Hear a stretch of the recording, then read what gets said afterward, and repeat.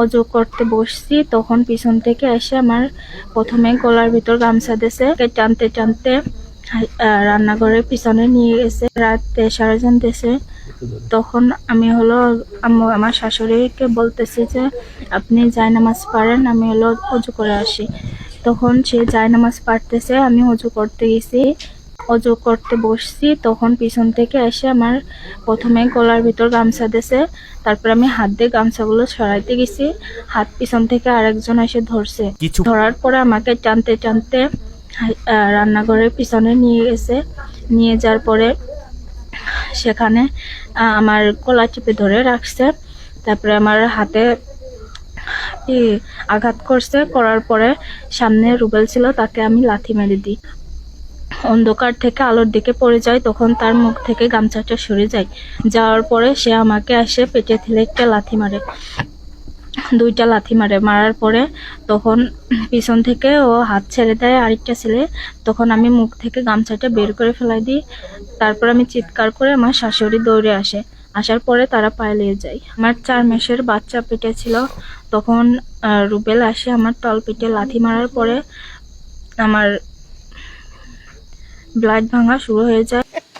7:30টার দিকে আমার স্ত্রী রিজিয়া টিউবওয়েলে অজু করছিল, তখন পিছন থেকে রুবেল নাম করে একটি ছেলে আর সাথে আরেকজন এসে তাকে ধর্ষণের চেষ্টা করছিল।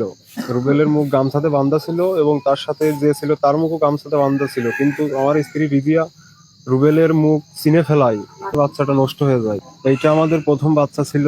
তখন সবাই এসে আমাকে সদর হাসপাতালে নিয়ে যায়। তারপরে সেখানে আমার বাচ্চাটা পড়ে যায়। এমন ঘটনা। এটা সাজানো সম্পূর্ণ নাটক। জমিনে বিরোধিতা ছিল, এই জন্য শত্রুপানা করে ইসে ফাঁসাই দিয়েছে। আমরা তো অপরাধী না, আমরা কেন টাকা দিব? সে তো আতঙ্ক পেয়ে ভয় পেয়ে হয়তো লুকায় আছে। মাগুরা সদর হাসপাতালের চিকিৎসক ডাক্তার নইমুল হোসেন নিশ্চিত করেন যে হামলার কারণেই অনাগত সন্তানটি নষ্ট হয়েছে। রোগীর আল্ট্রাসাউন্ড রিপোর্ট সহ ইনভেস্টিগেশন এবং আমাদের ক্লিনিক্যাল এক্সামিনেশনের মাধ্যমে এটা আমরা বলতে পারি যে it's an case of incomplete abortion due to assault.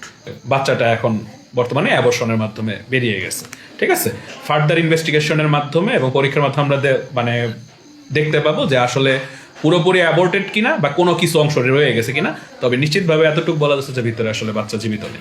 নারকীয় এবং ন্যাক্কারজনক এই ঘটনাটি ঘটেছে ঝিনাইদহের সদর উপজেলার ডোমরাডাঙ্গা গ্রামে।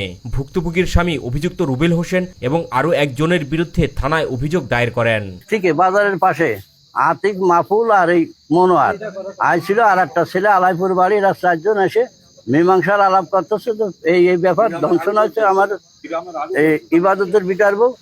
তা আপনি ভিডিওটি ভালো লাগলে লাইক, কমেন্ট, শেয়ার এবং ফলো দিয়ে যুক্ত থাকবেন। নিয়ে আসবো এরকম নিত্য নতুন ভিডিও। সবাই ভালো থাকবেন, সুস্থ থাকবেন। ধন্যবাদ।